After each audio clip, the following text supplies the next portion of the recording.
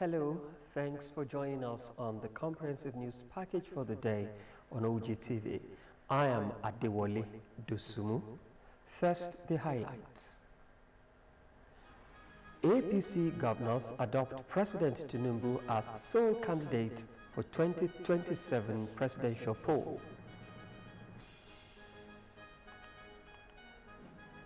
Federal government inaugurates AMCOM board to strengthen assets recovery, economic stability.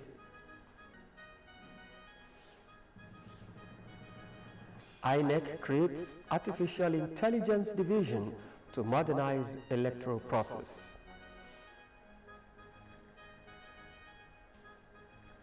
ECOWAS Parliament bars members from insulting West African leaders. Also on the news, Dangote refinery slashes petrol prices by 15 naira nationwide.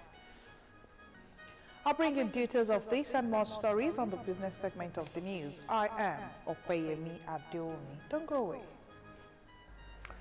On sports news tonight, OGUN teenage swimming sensation wins another gold as medal table comes alive.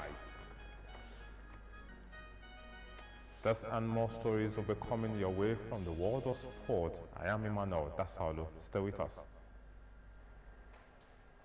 Some people want it to happen. Some wish it would happen. Others make it happen.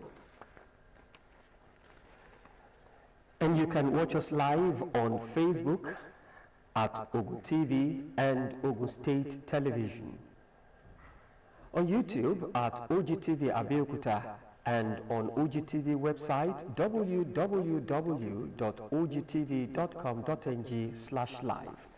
For the latest news and reports, check us on these platforms: X at Ogun TV, Instagram at Ogun State Television, or download OGTV app on Apple Store and Google Play Store. The 22 All Progressives Congress APC governors, under the auspices of the Progressives Governors Forum (PGF), have adopted President Tinubu as the sole presidential candidate of the party for the 2027 general elections.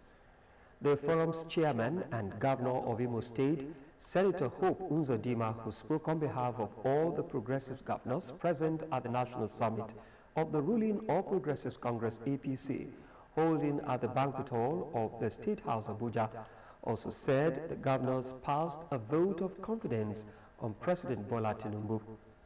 The vice chairman of the PGF and governor of Kaduna State, Senator Uba Sani, joined Governor Uzodinma on the podium to second the motion for the adoption of the president as the APC presidential candidate for 2027 polls. Uzodinma thereafter put the motion to vote before the participants at the national summit, including Vice President Kashim Shettima, Senate President Senator Godswill Akpabio, members of the National Assembly, serving and former governors, and APC members from across the 36 states and the Federal Capital Territory, who through voice vote and standing ovation adopted President Tinubu for a second term in office come 2027.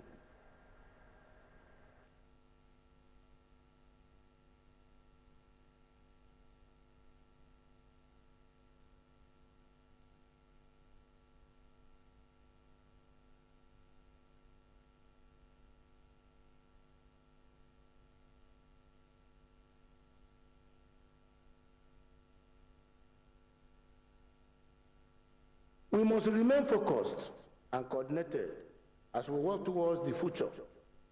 As progressive governors, we have critically appraised the economic policies of Mr. President, and we have come to the conclusion that they have yielded the desired dividends of democracy. We are convinced that the economy is in a better shape today than it was 2 years ago. Consequently, we, as leaders of the party, the All Progressive Congress, and heads of subnational governments in the Federal Republic of Nigeria, have resolved to throw our weight behind Mr. President and to champion his re-election campaign in 2027 for a second term.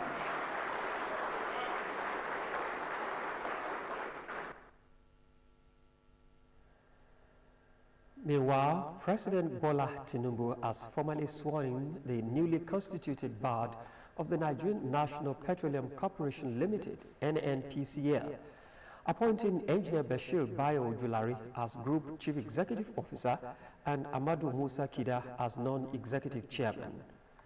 The swearing-in ceremony held in his office at the State House in Abuja shortly before the President proceeded to the All Progressives Congress National Summit at the banquet hall.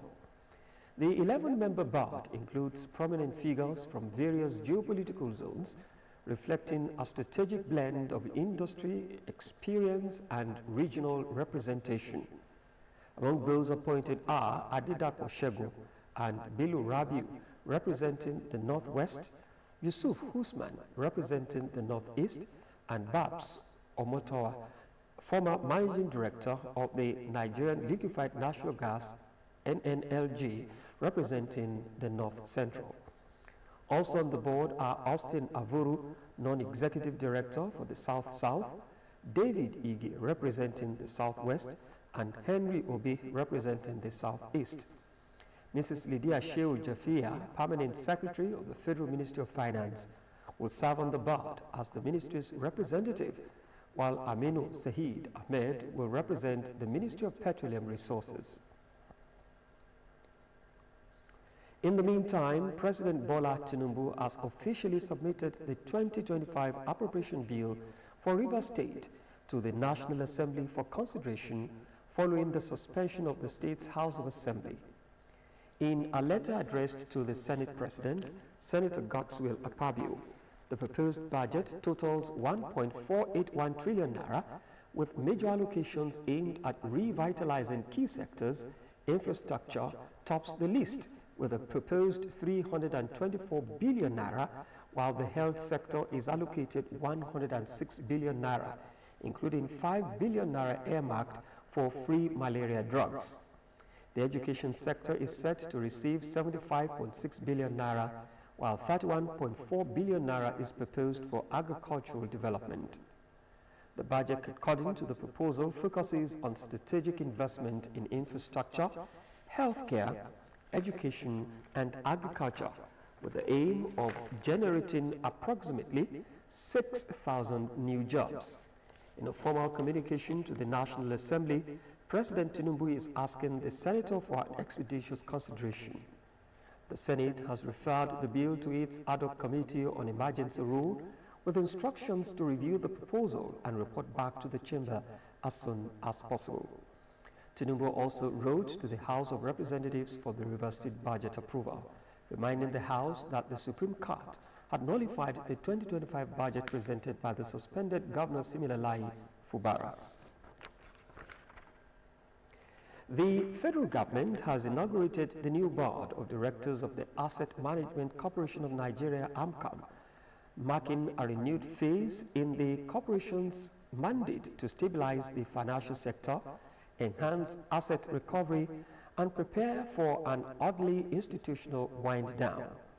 The newly appointed board, chaired by Dr. Bala Bello, brings together seasoned professionals with a clear charge to improve corporate governance, accelerate the recovery of distressed assets, and design a credible, time-bound exit strategy in line with global best practices. Inaugurating the board in Abuja, the Minister of Finance and Coordinating Minister of the Economy, Wali Edu, described AMCOM's new direction as critical to restoring investors' confidence, unlocking value for non-performing assets, and supporting macroeconomic reforms that will encourage private sector growth. Edu emphasized that in a fiscally constrained environment, efficient asset recovery and institutional accountability are key levers for ensuring Nigeria remains a competitive destination for capital and enterprise. In his response, APCOM's Managing Director and Chief Executive Officer, Gbenga Alade, pledged the board's full commitment to delivering results and reaffirmed that the corporation was never intended to be permanent. The federal government views the reconstitution of APCOM's board as a strategic step towards unlocking balance sheet space for banks, supporting financial sector reform, and enabling stronger private sector participation in the economy. Ogun State Governor Prince Dakwa Abiodun has called for more collaboration among states in the southwest region to drive and move the economy of the region forward, with the understanding that the region has to be at the forefront of the economic development of the nation. Governor Dakwa Abiodun said this at the presentation of a publication on the proposed plan of action for the economic development of Southwest region of Nigeria by the Association of Retired Heads of Service and Permanent Secretaries of Southwest, held at the Oyo State Civil Service Secretariat in Ibadan. Matthew Shomi completes the report. After decades of experience in the running of the civil and public administration of states in the Southwest region as technocrats and bureaucrats, the retired heads of service and permanent secretaries have decided to put their experience together in a book which will serve as a blueprint for the development of the region. Ogun State Governor Prince Dakwa Abiodun, represented by the head of service, Kehinde Onosoya, while making a presentation, said the states in the Southwest region, which are endowed with abundant resources, cultural heritage, and industrious populace, face similar challenges that demand immediate and strategic attention. Therefore, collective knowledge and experience of the region must be harnessed to pave way for a robust economic future. As government, I must reaffirm our resolve to collaborate with sister states in the Southwest towards harmonizing economic and social policies that reflect our shared values and common aspirations. Permit me to use this opportunity to recommend this book to all technocrats and public office holders as a working manual that can guide policy. Representatives of other governors in the region in their presentations called for the unity of thought and political will to follow up with the recommendations made in the publications and ensure its implementations. Let's put all the potentials that we have in a basket and bring experts who will knit them together for us and lead the Southwest region. In an era where economic diversification and sustainable development are imperative, this initiative serves as a bold and thoughtful contribution to the future of our region. To celebrate this achievement, I want us to continue to imbibe teamwork, dedication, and enduring partnership. Director General of the Development Agenda for Western Nigeria Commission, Dr. Sheye Oyeleye, in his welcome address said the publication represents another seed being sown for the development of the region. This valuable document comes at a particularly opportune moment for our region, coinciding with the federal government's establishment of the Southwest Regional Development Commission. During a review of the book, Professor Babatunde Deji said the governments of the region must not give up or be daunted by the challenges encountered in the quest for the development of the region, the nation, and Africa as a whole. President of our Association of Retired Heads of Service and Permanent Secretaries, Southwest Region, Dr. Ebenezer Okebukola said their years of dedicated service have equipped them with a deep understanding of the challenges that lie before the region, which gave birth to the publication. Today we are gathered not to distribute a book, but to share a vision of carefully considered plan of action. The publication was then formally presented to states in the region. Matthew Shomi, OGTV News. The Governor of Ogun State, Prince Dakwa Abiodun, has described the head of service, Mr. Kehinde Onosoya, as a man whose dedication and integrity have continued to shape the excellence of the state civil service. In a congratulatory message sent to the head of service on his birthday, the governor also remarked that Mr. Onosoya has shown exceptional leadership, commitment, and professionalism as the administrative head of the state civil service.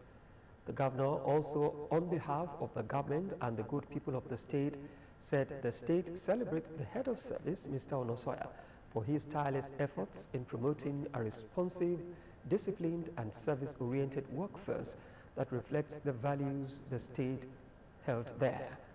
In the statement, Governor Abiodun prayed that the Almighty will bless the head of service with continued wisdom, strength and good health, adding that may the new year brings him peace, joy and renewed purpose as he continues to serve the state with honor and distinction in the years ahead.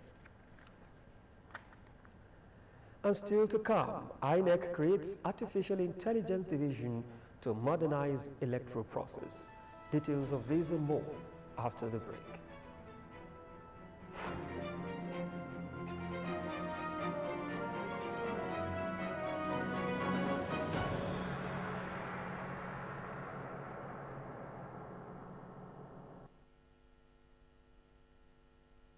Whatever you need, whatever you love. What makes every order special? The fact that it births new beginnings, inspiring us to express every shade of who we are. Whatever you need. It's the joy each order brings. We know this, and that's why for whatever life's needs you may have, Jumia is here for you. Download the Jumia app now. Jumia, joy delivered.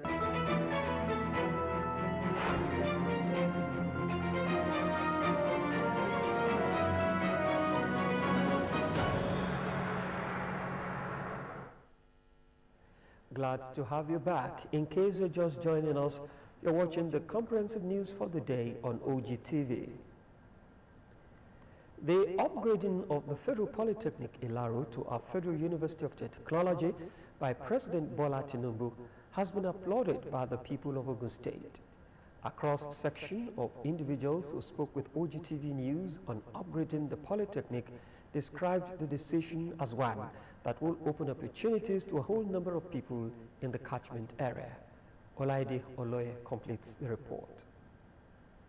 Barely some months after the adoption of the state-owned Tai Sholare University of Education, which is also the premier university of education located in Ijagun, Ijebu-Ode, by the federal government of Nigeria, another tertiary institution, Federal Polytechnic Ilaro, has been upgraded and renamed as Federal University of Technology Ilaro. With this, Ogun State has now saw the increase of its federal university from 2 to 3 within a few months in 2025. Respondents believe this is a good omen for educational development of the state. They, however, submit that the people and government of Ogun State should put in place additional security measures and infrastructure within and outside the campus, benefiting the status of a federal university for smooth takeoff. Federal University of Technology Ilaro, coming to that particular mission is a plus. And for us, we are happy about it. It's like a sort of double joy for the state because, remember, even the Federal University of Education was federalized, and this one is also coming. Just barely 2 to 3 months after that. So it's also going to open more opportunities for the states in the years. While it's a federal institution, the fact the location of the institution has sort of impact or maybe implications on the access for indigenes of the state. According to Chief Sholuade and Honorable Yomi, education is key and remains the pillar of the national and global development, even as they insisted that Ogun State youths should see the opportunity provided by the Tinubu administration in the upgrade of the Polytechnic Ilaro into a university status as an opportunity to get the best of the training one can think of with ease. University of Education. Then you have Federal University of Technology. There are developments. The only thing I see there is the NC is not dying. The university is also coming up. It makes them to move alongside. When it comes to technology, I appreciate it because, like, it will reduce this issue of disparity among HND, OND, BSc certificates. It makes it work. People will know that if you go to Federal University of Technology, you are also going to have a degree. Education is an industry that will always be a blessing to anywhere it is. And for that side of the state, it is going to beef up activities around there. We all know that that place is fairly disadvantaged in terms of development. So it's going to bring a lot of development for it because so many people will come all throughout Nigeria to school in that school. With the new addition, the federal government and state-owned universities are now 4, while more than 24 owned by the private bodies are spread across the state. Olaide Oloye, Ogtv News. In a bid to stem schistosomiasis and soil-transmitted ailments across the 20 local government areas of Ogun State, the State Ministry of Health is set to test over 2,000 school children.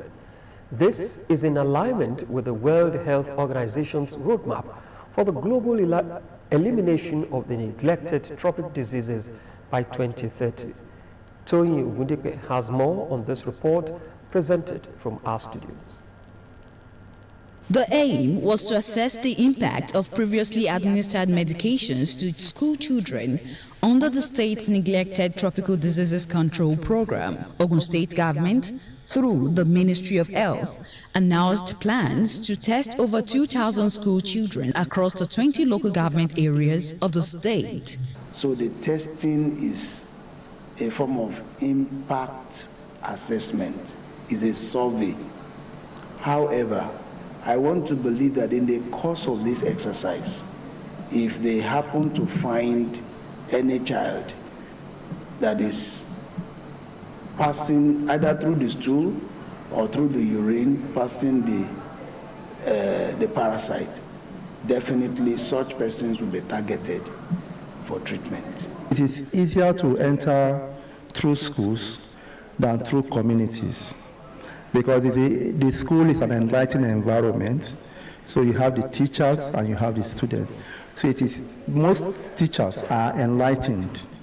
So when we go, acceptance becomes easy.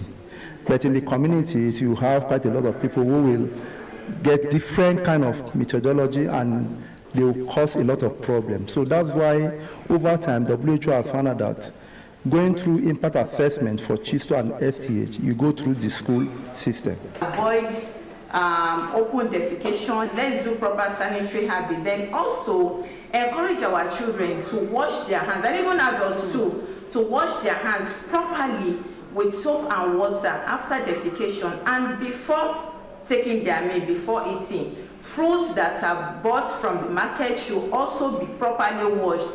The NTD's team revealed that urine and stool samples will be collected from students in public and private schools across all the local government area of Ogun State. Commissioner for Education, Professor Abayomi Arigbabu, noted that the initiative was a collective responsibility which called for the mutual support of all. This is a government agency, the Ministry of Health, that is involved. We as Minister of Education, we are sure that this is something that is being handled by government, not something that a third party is handling or something. My advice is for parents to cooperate to allow this to be taken, because it's going to be in the interest of the child. If a child is screened and there is no problem, then we are comfortable. Stakeholders assured that the sample collection was purely for medical testing purposes, saying that the process will be transparent and open to observation. The growing waves of hypertension cases amongst the young and the old called for a more proactive measures and combined efforts from all and sundry. Medical practitioners who spoke with OGTV News crew submitted while highlighting causes, treatments, prevention and management of the condition. Ayodeji Tomori Oluomi reports. Hypertension is a condition in which the force of the blood against the artery walls is too high, which if untreated can lead to heart disease or stroke. What we normally actually accepted globally now is when the systolic, that is the one on top, is over 140, and the one under, that is the diastolic, is over 90. Before now, hypertension is more common amongst adults, but it is more common amongst youth and young adults of today. Hypertension has no definite cause, but it may have to do with age at times, with the inheritance. People do inherit, but some things may be predisposing to the cause of the hypertension, like excessive salt, and some conditions like diabetes. Other factors that are involved include inability to meet the family need, which can culminate into psychological issues, can lead to high blood. It's like the art is climbing uphill. You are giving the art an extra work to do. Apart from that, a lot of those people who are big, they snore a lot. And when you snore, we call it obstructive sleep apnea, which can now eventually affect the heart. One of the predisposing factors is also red meat, because it contains a lot of cholesterol. Like milk also contains a lot of cholesterol. At age 40, we should limit what we are eating, and we should monitor our intake. In response to this growing concern, the current administration of President Bola Ahmed Tinubu launched the Health Sector Renewal Initiative to fashion out ways to tackle this menace. First is to ensure that we tackle it at the preventive level. We are also going to ensure that those who have the disease, we are able to support the treatment. The President has launched a presidential initiative on unlocking the value chain in the health sector. And the whole essence of that is to ensure that drugs are made available to our people, our medical devices are made available so that we can treat common diseases and illnesses. We are also going to put a lot of emphasis on developing our own traditional medicine to the extent that doctors can have comfort, can be comfortable, can be confident in prescribing traditional medicine for some of his illness. Nigerians were admonished to adopt healthier habits, engage in physical exercises, and ensure adequate and regular medical checks. Ayodeji Tomori Olunmi, OGTV News. The federal government has reaffirmed its commitment to equipping unemployed youths with skills that will address Nigeria's contemporary economic needs. Professor Nantawe Iwalda, Minister of Humanitarian Affairs and Poverty Reduction, made this known during a visit to participants from the North Central Zone attending the ongoing Skills to Wealth training program in Jos, which was launched last week.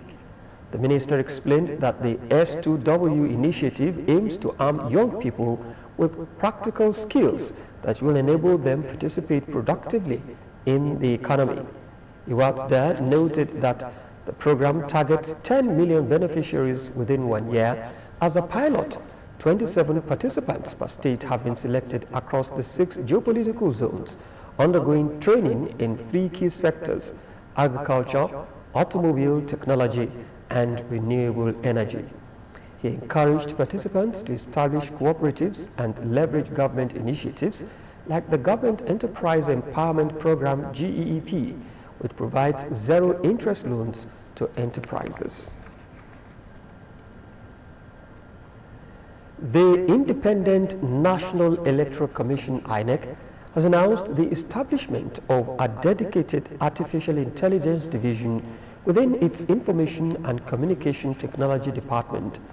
The announcement was made by the National Commissioner and Chairman of the Information and Voter Education Committee, Sam Ulumeko, following the Commission's regular weekly meeting held in Abuja. The creation of the AI division comes after INEC's participation in several continental conferences addressing the impact of AI on electoral processes.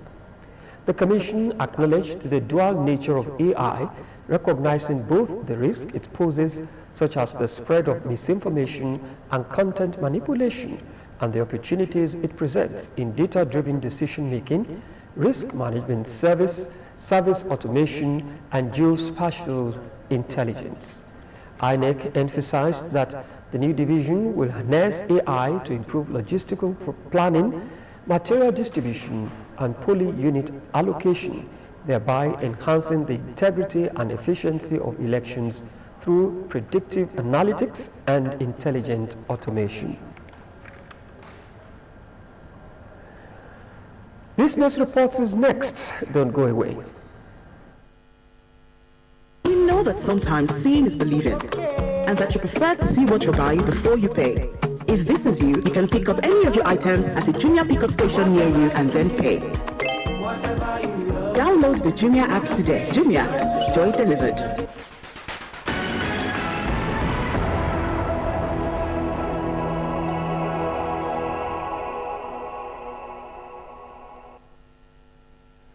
To business news. The Dangote Petroleum Refinery has announced a fresh reduction in the pump price of premium motor spirits, popularly known as petrol, across the country, with new rates now ranging from 875 naira to 905 naira per litre, depending on location. The new price regime, which marks a 15 naira reduction per litre across all regions and partner retail outlets, was posted on the official social media handle of Dangote Refinery.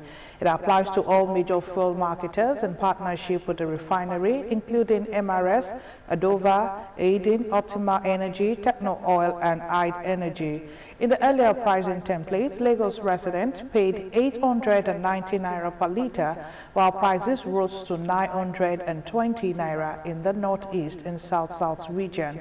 A breakdown of the revised prices showed Lagos will now pay 875 naira, Southwest 885 naira, Northeast 905 naira, Northwest and Central 895 naira, and South-South and Southeast 905 naira per litre. The federal government, through the Debt Management Office, plans to raise a total of 300 billion naira from the domestic bond market in May. This is a 12.5% drop from the 350 billion naira offered in April 2025, signaling a modest shift in borrowing needs.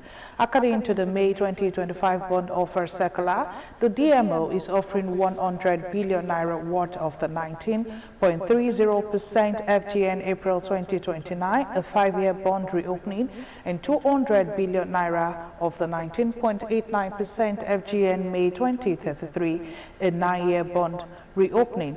The auction will be held on May 26, with settlement slated for May 28, 2025. Nigeria spent $2.01 billion on external debt servicing between January and April 2025, marking a 50% increase compared to $1.33 billion recorded during the same period in 2024. This is according to the latest international payments data published by the Central Bank of Nigeria on its website. The data shows that debt servicing alone accounted for 77.1% of Nigerians' total international payments within the 4 months, a sharp rise from the 64.5% share recorded in the same period of 2024. In total, the country's international payment, comprising debt service, remittance, and letters of credit, stood at $2.60 billion as of April 2025, up from $2.07 billion recorded in the corresponding period of 2024. The figures highlight the increasing burden of external debt on Nigerians' foreign exchange reserve, which reportedly fell by about $3 billion during the review period. The Central Bank of Nigeria has issued a draft framework aimed at modernizing anti-money laundering practices across the country financial system through the adoption of intelligent automated solutions. In a circular dated May 20, 2025 and addressed to all regulated financial institutions, the Apex Bank stated that the proposed standards are in response to the growing digitization of Nigerian financial system and the increasing sophistication of financial transactions.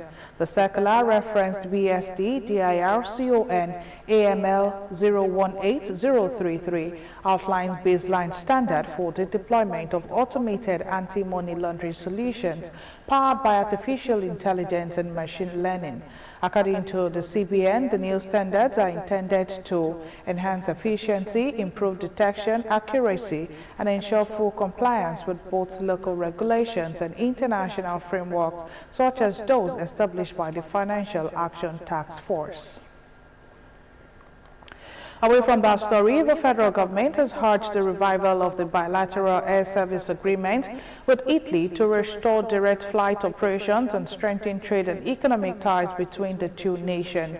The move aims to facilitate direct flights between the two countries and boost bilateral trade and investment. Ambassador Adansi Madubuike, Director of Economic Trade and Investment at the Ministry of Foreign Affairs, made the call at the Nigerian-Italy Investment Summit 2025 in Abuja. He further noted that Nigeria and Italy shared long-standing relations in sectors such as trade, investment, agriculture, and technological advancement, and that the BASA agreement could unlock untapped economic potential. And finally, Nigeria's telecommunications sector experienced 33 major network outages in May, driven by a surge in vandalism, fiber optic cable cuts, and persistent power shortages, according to data from Uptime, the Nigerian Communications Commission Major Outage Reporting Portal. The reports show that all four major operators, MTN, Airtel, Globacom, and 9Mobile, suffered service disruption during the month, with Globacom and 9Mobile recording the highest number of incidents. The outages affected millions of subscribers, resulting in degraded service quality, dropped calls, and internet disruption across several states. According to the Uptime portal, the incidents were caused by a range of factors, including fiber cuts from road construction activities, equipment vandalism, power outages, and in some cases, theft of telecom infrastructure. These challenges severely impacted telecom services in both urban and rural areas. Earlier this year, NCC Executive Vice Chairman Aminu Maida revealed that the sector had recorded over 50,000 fiber cuts in 2024 alone, with approximately 30,000 attributed to road construction by federal and state agencies. In 2023, Lagos alone accounted for over 2,500 fiber cuts, costing operators roughly 5 billion naira. And that's how far we can go on the business segment of the news, and I'll hand you over back to Wale for the rest of the bulletin. Do stay with us.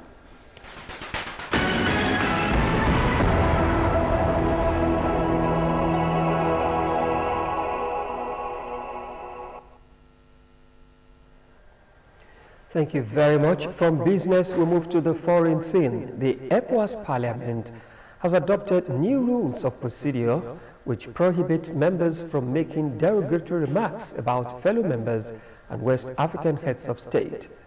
Meanwhile, Denmark's parliament has passed legislation to raise the official retirement age to 70 by 2040, up from the current age of 67. Let's join Eniola Amadou for details on the foreign scene. The ECOWAS Parliament has adopted new rules of procedure which prohibit